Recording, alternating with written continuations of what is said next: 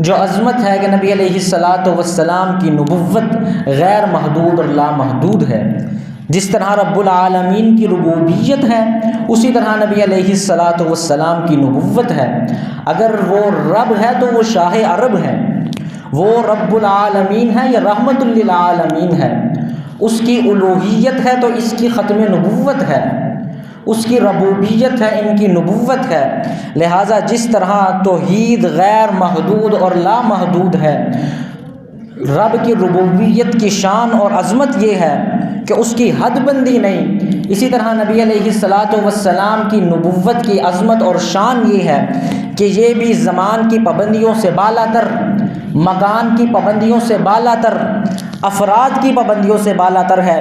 تو نبی علیہ الصلاۃ والسلام کی ختم نبوت پر ایمان لانے کی تیسری بڑی وجہ عظمت نبوت محمدی کا اظہار ہے۔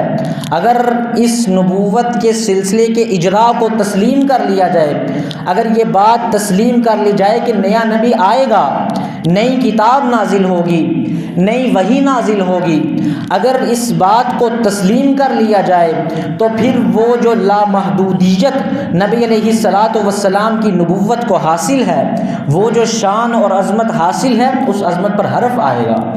لہٰذا نبی علیہ الصلاۃ والسلام کی نبوت غیر محدود ہے، اور یہ تیسری وجہ ہے ختم نبوت پر ایمان لانے کی۔